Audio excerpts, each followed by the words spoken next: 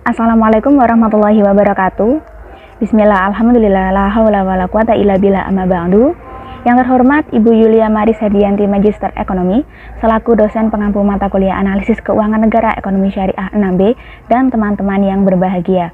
Di sini kami dari kelompok 5 akan menjelaskan materi mengenai penerimaan dan pendapatan negara.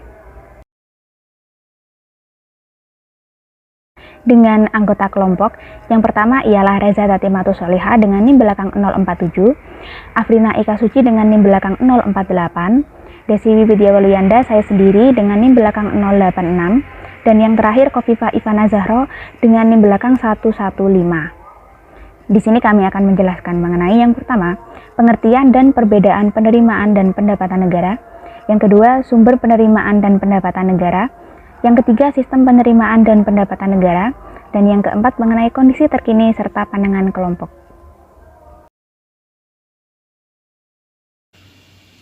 Baik, saya akan menjelaskan pengertian dan perbedaan penerimaan dan pendapatan negara. Penerimaan negara diartikan sebagai penerimaan pemerintah dalam arti yang seluas-luasnya. Pendapatan negara adalah sumber daya ekonomi yang digunakan untuk melaksanakan fungsi pemerintah dalam berbagai bidang dan mencapai kesejahteraan masyarakat. Selanjutnya yaitu mengenai perbedaan penerimaan negara dan pendapatan negara. Yang pertama, penerimaan negara, uang yang masuk ke kas negara. Sementara pendapatan negara adalah hak pemerintah pusat yang diakui sebagai penambah nilai atau kekayaan negara. Yang kedua, penerimaan negara menerapkan konsep kas basis, yaitu ketika segala bentuk kas yang diterima pada periode tertentu diakui sebagai penerimaan BLUD pada periode tersebut. Sementara pendapatan negara menerapkan konsep akrual basis, terjadi ketika segala sesuatu yang diakui sebagai pendapatan BLUD, yaitu berdasarkan waktu kapan diakui sebagai pendapatan, bukan saat kas diterima. Baik, di sini saya akan menjelaskan mengenai sumber pendapatan negara dan sumber penerimaan negara. Sumber pendapatan negara itu sendiri ada 3. Yang pertama bersumber dari pajak, kemudian yang kedua dari pendapatan negara bukan pajak, dan yang ketiga dari hibah. Kita ulas masing-masing. Untuk yang pertama yaitu tadi pajak. Nah, pajak sendiri merupakan sumber pendapatan negara yang paling utama karena menyumbang sekitar 80% dari total keseluruhan pendapatan negara. Nah, pajak sendiri diartikan sebagai iuran yang sifatnya wajib dari masyarakat kepada negara. Namun, masyarakat ini tidak mendapatkan imbal balik secara langsung, melainkan masyarakat mendapatkan imbal balik secara tidak langsung. Pajak sendiri itu ada 6 jenisnya. Yang pertama yaitu pajak pendapatan atau PPH, pajak penghasilan, yang dikenakan pada individu maupun badan usaha atas penghasilan dari pekerjaan yang telah dilakukannya, meliputi gaji, kemudian honor, maupun hadiah.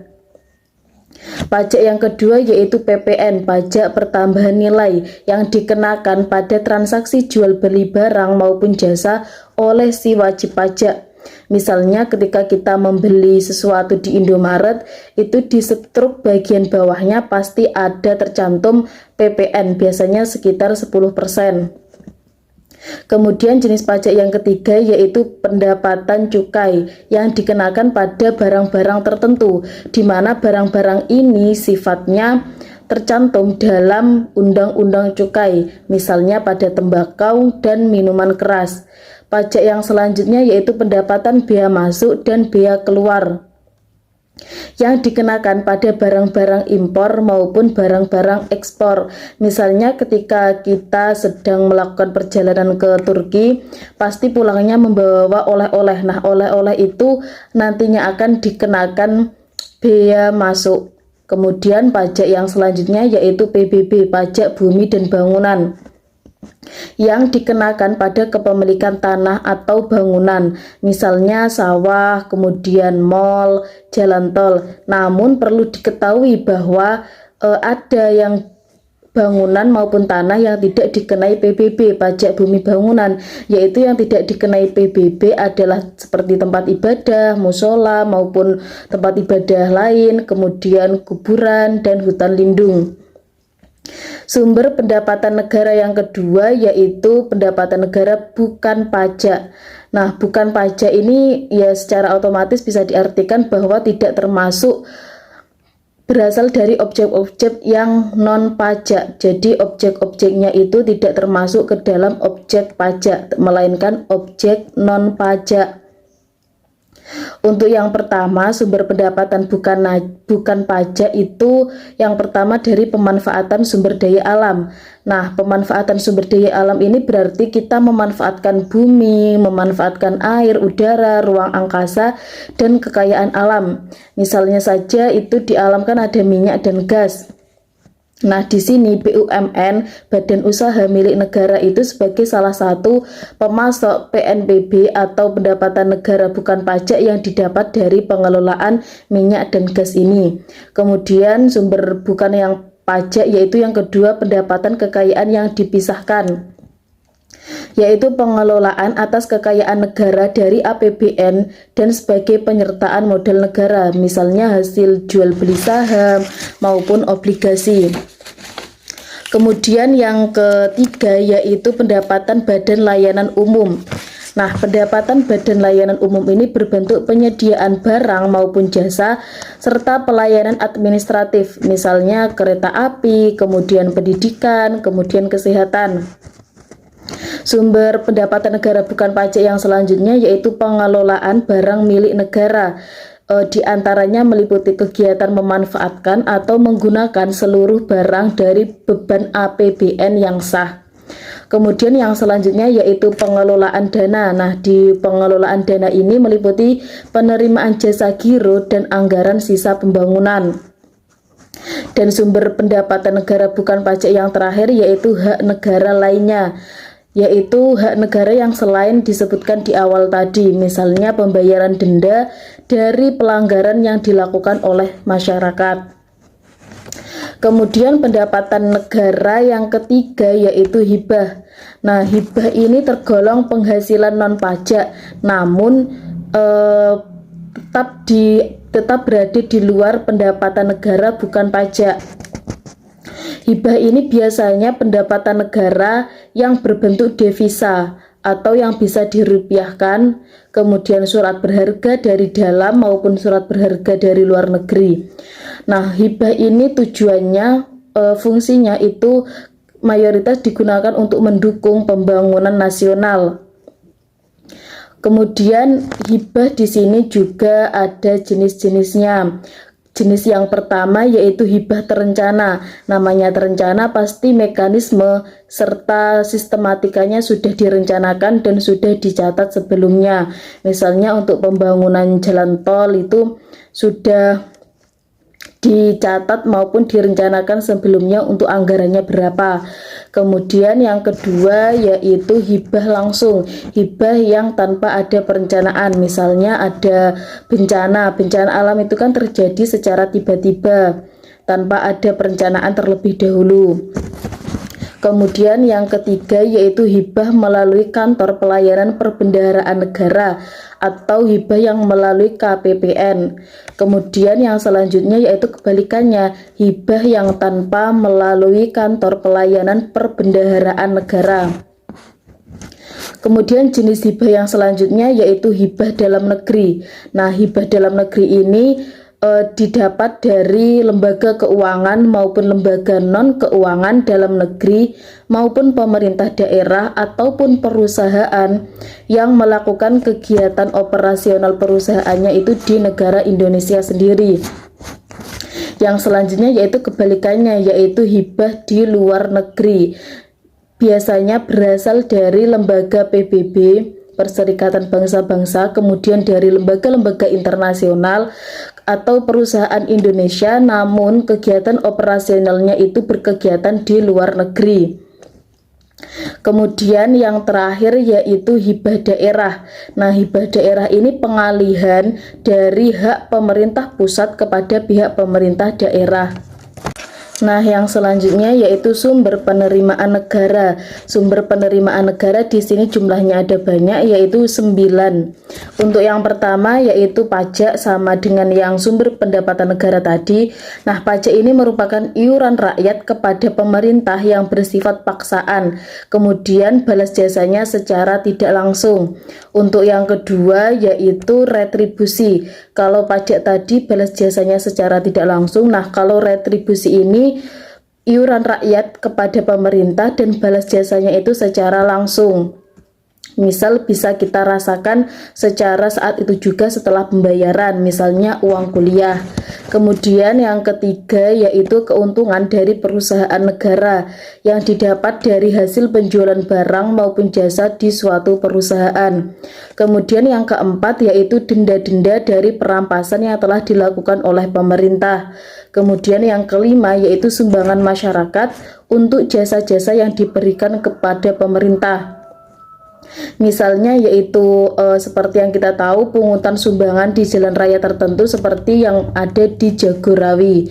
Kemudian yang keenam yaitu pencetakan uang kertas. Nah, di sini pemerintah punya privilege di mana pemerintah itu bisa mencetak uang kertas sendiri. Namun tetap harus memperhatikan keseimbangan karena kalau berlebihan dalam mencetak uang kertas ini bisa menimbulkan inflasi. Kemudian yang ketujuh yaitu hasil dari undian negara yang didapat dengan adanya undian negara tersebut, pemerintah bisa memperoleh suatu dana. Nah, dana ini didapat dari selisih dari lembaran surat undian yang dapat dijual atau yang telah terjual dengan semua pengeluarannya. Jadi untuk contohnya yaitu sumbangan yayasan dana bantuan. Kemudian sumber penerimaan negara yang ke-8 yaitu dari pinjaman. Seperti yang kita tahu, negara Indonesia ini mempunyai hutang di berbagai negara. Misalnya Indonesia mempunyai hutang ke Amerika Serikat untuk program pembangunan nasional. Dan yang terakhir sumber penerimaan negara yaitu berasal dari hadiah. Nah, di sini untuk contohnya yaitu ketika pemerintah pusat memberikan hadiah kepada pemerintah daerah, bisa saja karena kinerjanya yang bagus atau karena hal-hal yang lain, sehingga pemerintah pusat ini memberikan hadiah kepada pemerintah daerah dan hal ini bisa menjadikan sumber penerimaan suatu negara. Baik, materi berikutnya adalah sistem penerimaan dan pendapatan negara. Pada sistem penerimaan dan pendapatan negara, terjadi beberapa perbaikan dan penyempurnaan. Dengan perbaikan terakhir yang dilakukan dengan terbitnya Peraturan Menteri Keuangan Nomor 32 Tahun 2014 tentang Sistem Penerimaan Negara secara Elektronik. Sistem yang dibangun pun dikembangkan menjadi model penerimaan negara generasi kedua. Dengan pengembangan terakhir ini, maka wajib pajak atau wajib bayar dapat mengisi kode billing secara mandiri. Pengisian tersebut dilakukan secara online, baik melalui media milik wajib pajak atau bayar sendiri maupun media yang disediakan oleh Kementerian Keuangan. Setelah mendapatkan kode billing, wajib pajak melakukan penyetoran dengan tunai di konter bank ataupun melalui payment channel secara elektronik seperti ATM, e-banking, debit atau credit card, dan phone banking. Sebagai bukti penyetoran telah diterima, maka kepada wajib pajak diberi bukti penerimaan negara atau BPN sesuai dengan media penyetoran yang digunakan. Adapun alat pembayaran penerimaan negara dengan aplikasi MPNG2 ini dapat dilihat dari tabel yang sudah tersedia di PPT video. Baik, materi selanjutnya adalah kondisi terkini mengenai penerimaan dan pendapatan negara Indonesia.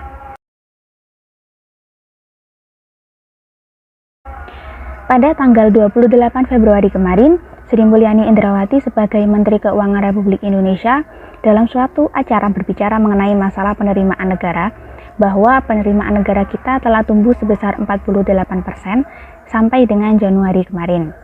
Selain berdasarkan statement Ibu Sri Mulyani, berdasarkan data Kementerian Keuangan, penerimaan pajak pada Januari 2023 tumbuh sebesar 48,6% secara tahunan, yaitu sebesar 162,23 triliun rupiah atau mencapai 9,44% dari target anggaran pendapatan dan belanja negara.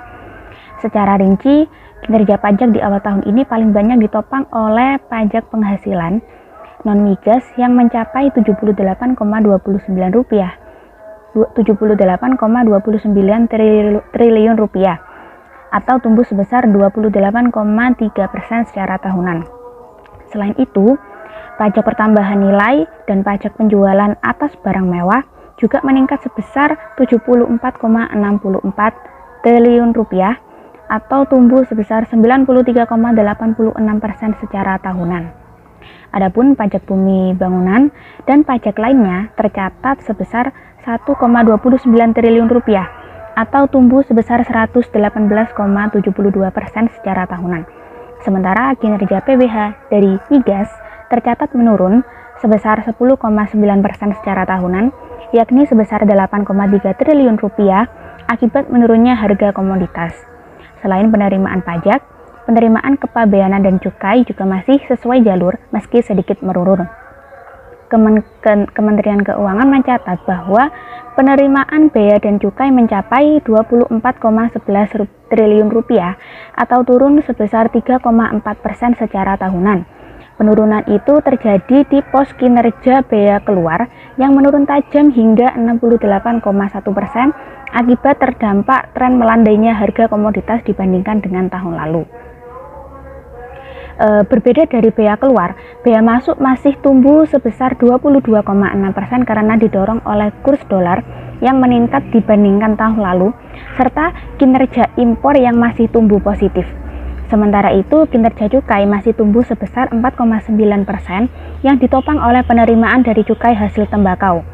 Adapun penerimaan negara bukan pajak juga meningkat sebesar 103% secara tahunan mencapai 45,99 triliun rupiah. Capaian itu terutama didorong oleh realisasi pendapatan sumber daya alam migas dan gas sebesar 11,6 triliun rupiah, pendapatan sumber daya alam non-migas sebesar 14,8 triliun rupiah, serta PNBP atau penerimaan negara bukan pajak lainnya sebesar 14,4 triliun rupiah. Baik, di slide ini merupakan rincian rencana belanja negara Indonesia pada tahun 2023 atau tahun ini yang dibagi ke dalam beberapa sektor anggaran. Yang pertama, anggaran pendidikan dialokasikan sebesar 612,2 triliun rupiah dengan tujuan untuk meningkatkan kualitas sumber daya manusia dalam rangka mewujudkan sumber daya manusia yang unggul dan berdaya saing. Yang kedua, anggaran perlindungan sosial dialokasikan sebesar 479,1 triliun rupiah sebagai upaya percepatan reformasi perlindungan sosial dan pengentasan kemiskinan ekstrim. Yang ketiga, anggaran infrastruktur dialokasikan dana sebesar 392 triliun rupiah dengan tujuan untuk percepatan pembangunan infrastruktur dalam mendukung transformasi ekonomi. Untuk yang keempat, anggaran kesehatan dialokasikan dana sebesar 179,75 triliun rupiah dengan tujuan untuk mendukung transformasi sistem kesehatan. Untuk yang selanjutnya, anggaran ketahanan pangan dialokasikan sebesar 95 triliun rupiah untuk mendorong peningkatan ketersediaan akses dan kualitas pangan. Yang selanjutnya, anggaran teknologi informasi dan komunikasi menganggarkan dana sebesar 28,4 triliun rupiah untuk mengoptimalkan digitalisasi di Indonesia. Sedangkan yang terakhir, dana transfer ke daerah atau dana desa dialokasikan dana sebesar 814,7 triliun rupiah untuk meningkatkan kualitas pelayanan publik di daerah anggaran ini. Untuk meningkatkan kualitas publik di daerah masing-masing. Anggaran ini juga ditujukan untuk mendukung sektor-sektor prioritas yang akan dilaksanakan oleh daerah tersebut, serta untuk meningkatkan sinergi kebijakan fiskal dan harmonisasi belanja pusat dan belanja daerah dalam mendukung kinerja daerah, mengentaskan kemiskinan, dan memajukan perekonomian daerah. Pandangan kelompok kami mengenai hal tersebut bahwa pemerintah telah menyiapkan APBN dengan sebaik-baiknya di tahun 2023 mendatang dengan tema peningkatan produktivitas untuk transformasi ekonomi yang inklusif dan berkelanjutan. Pemerintah menyusun APBN dengan memperhatikan prediksi ekonomi tahun depan atau biasanya disebut dengan asumsi makro. Dengan asumsi tersebut, pemerintah dapat memperkirakan pendapatan negara tahun-tahun berikutnya termasuk tahun 2023 diperkirakan sebesar 2.463 triliun rupiah. Mengapa bisa? Karena selain perekonomian kita yang kuat, di situasi saat ini sistem perpajakan juga semakin baik. Selain itu, kombinasi dari basis penerimaan negara dan kepatuhan yang meningkat membuat kita berperilaku optimis. APBN tahun 2023 ini tentu terus diharapkan menjadi instrumen efektif dalam menjaga perekonomian. Namun, APBN tahun ini jelas akan terus diuji dengan gejolak ekonomi yang tidak mudah.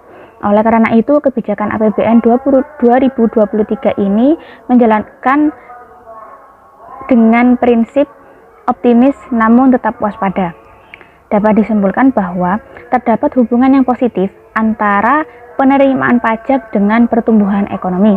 Peningkatan yang bisa dikatakan signifikan dari penerimaan pajak tentu akan memberikan dampak yang baik bagi pertumbuhan ekonomi negara Indonesia. Karena peningkatan penerimaan pajak dapat mendorong perekonomian dan pembangunan ekonomi. Apalagi penerimaan pajak tersebut oleh pemerintah dikumpulkan, lalu kemudian dibelanjakan untuk pengeluaran pemerintah yang produktif. Maka tidak menutup kemungkinan bahwa pertumbuhan ekonomi akan terus mengalami peningkatan. Meski demikian, perlu diketahui juga bahwa kinerja di awal tahun ini belum tentu mencerminkan prospek penerimaan pajak yang akan selalu baik sepanjang tahun ini, apalagi efek pelemahan dan harga komoditas karet dan minyak sawit yang mulai terasa pada sejumlah pos penerimaan.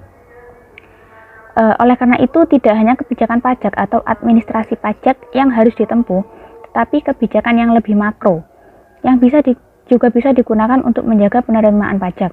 Selain itu, kesadaran masing-masing wajib pajak juga tetap harus ditingkatkan, karena semakin tinggi tingkat kesadaran wajib pajak, maka pemahaman dan pelaksanaan kewajiban perpajakan semakin baik, sehingga dapat meningkatkan kepatuhan.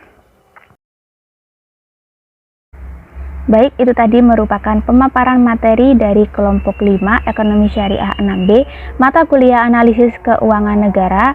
Apabila ada teman-teman yang ingin ditanyakan, bisa disimpan dulu untuk ditanyakan waktu sesi diskusi di hari Senin nanti. Baik, saya Desiwi mewakili teman-teman lainnya pamit undur diri. Sekian, mohon maaf apabila ada salah kata. Wassalamualaikum warahmatullahi wabarakatuh.